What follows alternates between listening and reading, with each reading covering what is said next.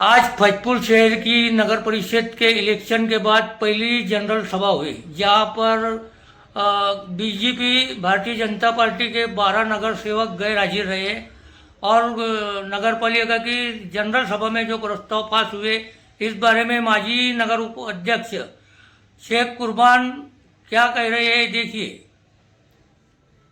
नमस्कार, जय हिंद, आदाब। मैं फैजपुर नगर पालिका माजी उप नगर अध्यक्ष शेख कुर्बान।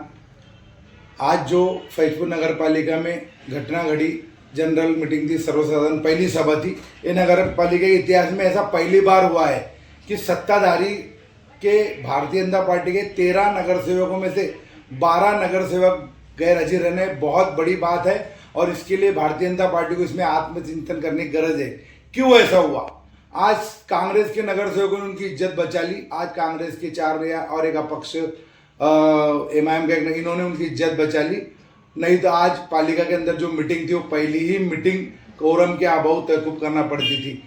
मुझे ऐसी माहिती मिली है और उसमें हम लोग 4, जैसे शरद पवार, राष्ट्रीयवादी शरद चंद्री पवार की पार्टी के 1 नगर सेवक, महाविकास आघाड़ी के 1 केतन किरंगे और राष्ट्रवादी कांग्रेस की 2 महिला नगर ये भी अनुपस्थित थे।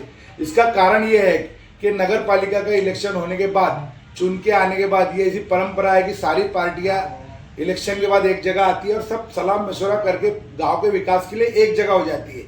पर ये जो नगर अध्यक्ष चुन के आए, ये किसी को विश्वास में न लेते हुए सारे निर्णय खुद ले रहे हैं और ये एक तरफा निर्णय लेने की वजह से आज ये रोष बढ़ा है। और आज 12 और 4 16 नगर सेवक उनके विरोध में गए पहली मीटिंग में और 2 नगर सेवक उनके विरोध में लाने के लिए कोई बड़ी बात नहीं है। अगर 16 नगर सेवक की जगह वो 18 हो जाए, उस दिन इन पे अविश्वास भी दाखिल हो सकता है। ऐसा उन्होंने समझ लेना चाहिए कि नगर सेवकों को विश्वास में लेके ही उनको नगर पालिका में काम करना है। हम लोग अच्छे काम के लिए कभी भी उनके साथ में, मगर जो लोग पालिका में चुन के नहीं आए, अगर उनके कहने पे वो नगर पालिका चलाते होंगे तो इसका भुगतान उन्हें खुद ही भुगतना पड़ेगा।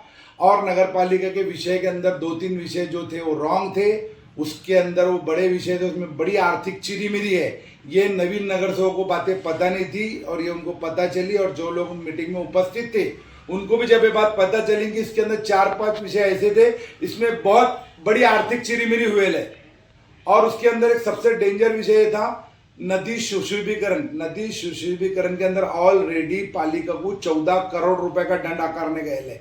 एक ललित चौधरी करके एक इंजीनियर ने तकरार दाखिल की थी गवर्नमेंट कॉन्ट्रैक्टर ने, उसकी वजह से पालिका को 14 करोड़ रुपए का दंड आकारा है लवादा ने।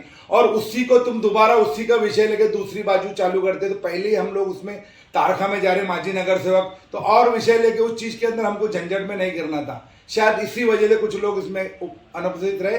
भारतीय जनता पार्टी अपने खुद के नगर सेवक संभाल नहीं सकती और गांव में विकास करने के लिए बड़े बड़े थापे और बड़े बड़े वादे कर रही है। वो पहले अपने नगर सेवक संभाल ले, उसके बाद गांव के विकास के बारे में सोचे।